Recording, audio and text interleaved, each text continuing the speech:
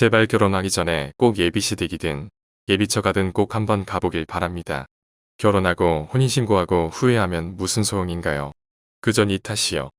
내 탓이요 하며 포기하며 살던가 아니면 이혼남, 이혼녀 딱지 붙이고 돌싱되는 건데 그렇게 살고 싶진 않지 않나요? 사람들 보면 항상 결혼 잘 못해서 시댁 욕하거나 남편 욕하거나 어쩌다 행복하다란 사람을 보면 물어뜯는 걸까요? 왜 후회할 결혼을 해서 잘 된 사람 보고 열복들을 하는 건가요?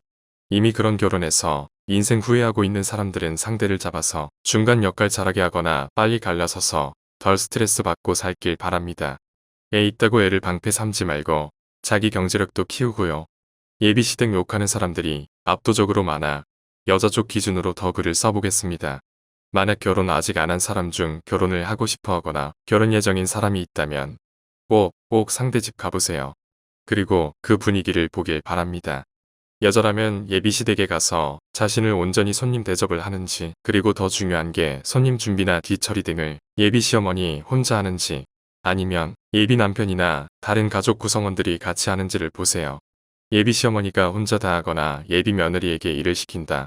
혹은 예비시어머니가 혼자 다 하시는데 예비 남편이나 예비 시아버지 등 가족 구성원 전부가 거실에 앉거나 누워서 TV만 보거나 딴짓을 한다. 그러면 걸러야 합니다. 이 부분이 그 집안의 분위기라는 겁니다. 이런 걸 제대로 캐치 못하고 결혼하면 시집살이 당하거나 맞벌이해도 남편이 집안일 까딱 안 할 수도 있는 거죠. 정상적인 집안이면 손님인 예비 며느리에게 일을 시키지도 않고 시킨다 한들 예비 남편이 중간 역할로 단호히 커트해야 합니다. 뭐 점수 딴다느니 예쁨 받는다느니 그런 말로 일을 시키는 걸 정당화하는 건 말 같지도 않은 소리고요. 그리고 예비 남편이나 가족 구성원이 하다못해 설거지나 음식 및 식탁 정리 정도는 해야 정상인 겁니다.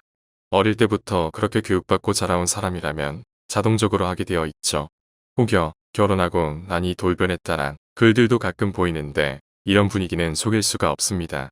해준 것도 없는데 바라는 건 많다. 이런 경우도 참 많은데 그건 남자라 그 집안 경제력 보고 알아서 잘 고르면 그나마 좀 괜찮을 겁니다. 남편이 마마보이나 시어머니가 아들 바라기 같은 경우는 결혼 전 연애할 때 잘 살피면 모르기가 어렵습니다.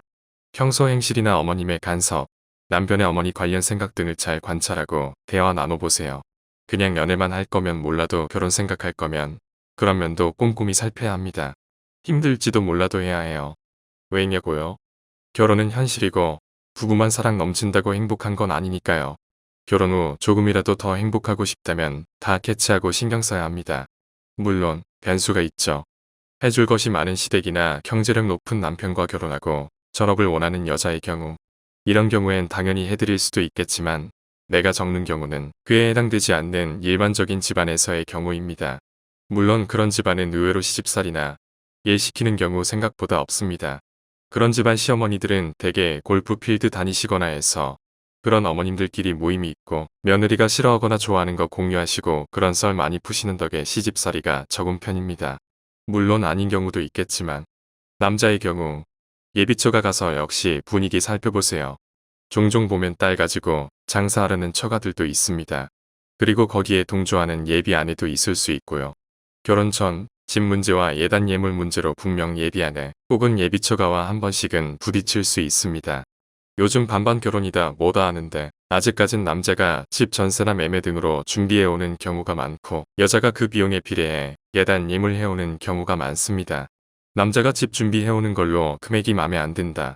내 딸 그 금액이나 집엔 못 보낸다.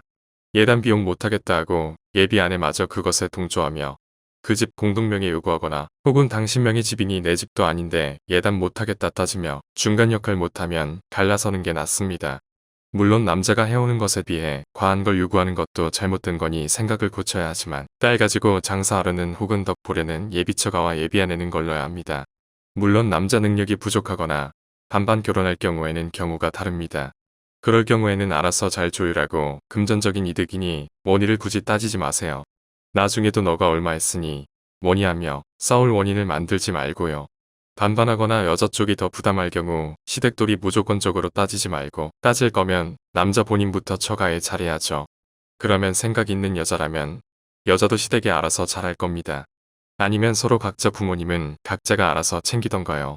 아무튼 결혼 전에 상대 집 가서 분위기를 꼭 보고 결혼 전 상대와 그 부모님이 어떻게 하시는지 꼭 보고 결혼하세요.